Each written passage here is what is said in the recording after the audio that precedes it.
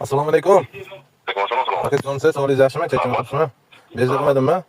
Yo'q, men Aka mana taq buzdagi Luxsuzda akamdingiz. nima bo'lgan bor? Sog'ligingiz yaxshimi? Chechamsizmi aka? Rahmat. Mana Sherman aka mana kapital qurish murojaatini yo'l beryapsiz-ku. Xo'p. Tanidingizmi aka? Xo'p.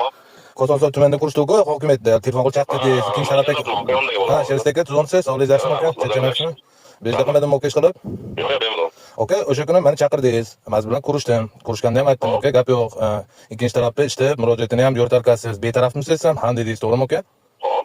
Hozir mana ijtimoiy tarmoqqa qo'ydingiz YouTube'ga. Misol uchun YouTube'ingiz 1 soat oldin qo'yibsiz. Xo'p. Bitta savol qilyapti-da, aka, mana misol men o'sha siz bilan ko'rishdim. Gaplashganda intervyu berdim. Nimaga ularni qo'ymayapsiz? Intervyu berganingiz yo'q bizga.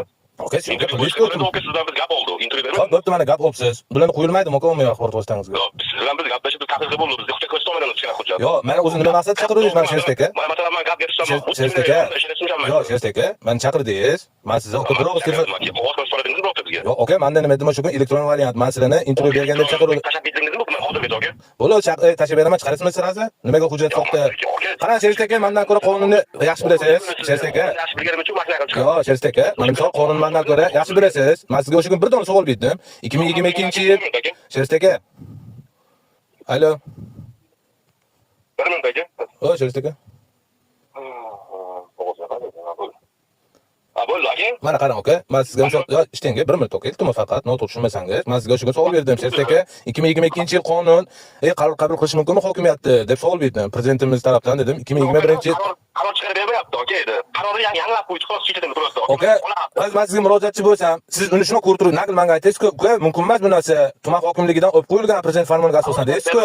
Qarorni tiklab beryapti. Xo'p, endi bo'ldi, uni bo'pti, u gap yo'q, uni tiklab beribdi deyli. Bo'pti, qo'ldagi hujjatni soxtalashtirgan bo'lib chiqyapti-da. Nimaga olib chiqmayapsizlar, aka? Ommaviy axborot vositasiga mana shu narsani misol dalil qilib, men nima uchun deyli murojaatchingizga aytmayapsiz? Yo'q, siz meni qarang, Sherzak ishchi xohlayapsiz? Yo'q, noto'g'ri gapiribman, aka. Ha, aytaman, aka. Men ishtaman siz.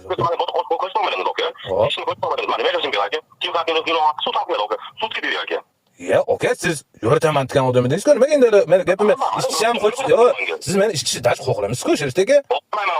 Bo'ldi, men deyli telegramingizga tashlayman. Bo'ldi, ommaviy axborot vositasiga qo'shimcha qilib chiqaring. Hozirda shu murojaatchimizni qo'lidagi hujjatlar soxtalash bo'yicha qaror qabul qilingan degan masalani ko'tarishmi? U narsa yopti bo'lib, endi ikkinchi masala, o'sha yerdan deyli o'rganyapsiz. Mana xolis odamlardan intervyu olishda xolislar emas-ku, o'ziga qarashli odamlar. To'g'ri qildim.